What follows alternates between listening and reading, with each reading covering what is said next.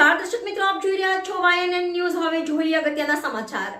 વાઘોડિયા યુવક મંડળ સંચાલિત ડોક્ટર એનજી શાહ સાર્વજનિક હાઈસ્કૂલ અને ચિમનલાલ મોહનલાલ શાહ વિનય મંદિર અને ડોક્ટર એનજી શાહ વિદ્યાલય દ્વારા વિજ્ઞાન મેળાનું આયોજન કરવામાં આવ્યું હતું। શ્રી વાઘોડિયા યુવક મંડળ સંચાલિત શ્રી ડોક્ટર એનજી શાહ સાર્વજનિક હાઈસ્કૂલ તથા શ્રી ચિમનલાલ મોહનલાલ શાહ વિનય મંદિર અને ડોક્ટર એનજી શાહ વિદ્યાલયમાં વિજ્ઞાન મેળાનું આયોજન કરવામાં આવ્યું હતું। છેલ્લા 9 વર્ષથી આ વિજ્ઞાન મેળાનું આયોજન કરવામાં આવે છે, ત્યારે ચાલુ વર્ષે 10મા વર્ષમાં પણ આ વિજ્ઞાન મેળાનું આયોજન કરવામાં આવ્યું હતું। આ આયોજન સ્વ કૃષ્ણકાંત મણિલાલ કાશીવાલાના સ્મરણાર્થે પ્રતિવર્ષ કરવામાં આવે છે।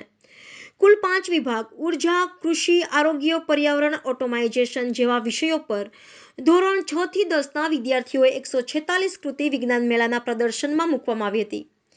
આ વિજ્ઞાન મેળાના પ્રદર્શનમાં વિદ્યાર્થીએ રજૂ કરેલ અલગ અલગ પ્રકારની કૃતિઓને નિહાળવા માટે અનેક મહેમાનો તેમજ ગ્રામજનો સાથે વાઘોડિયાની કેટલીક શાળાના વિદ્યાર્થીઓ તેમજ વાલીઓ વિજ્ઞાન મેળાની મુલાકાત લીધી હતી, તેમજ દરેક વિદ્યાર્થીએ વિજ્ઞાન મેળામાં પ્રદર્શનમાં મૂકેલ કૃતિઓની સમજણ આપી હતી, તેના ફાયદા વિશે માહિતી આપી હતી।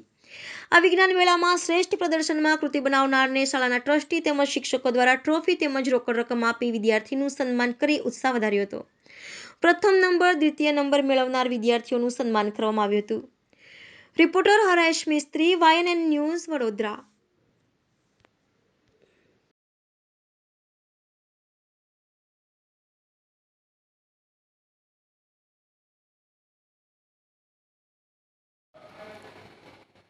વાઘોડિયા યુવક મંડળ એજ્યુકેશન ટ્રસ્ટના આંગણે મિત્રો સ્વર્ગસ્થ કૃષ્ણકાંત મણિલાલ કાશીવાળાના સ્મરણાર્થે આજે વિજ્ઞાન મેળાનું છેલ્લા 11 વર્ષથી જે આયોજન થાય છે એમાં આપનું સ્વાગત કરું છું।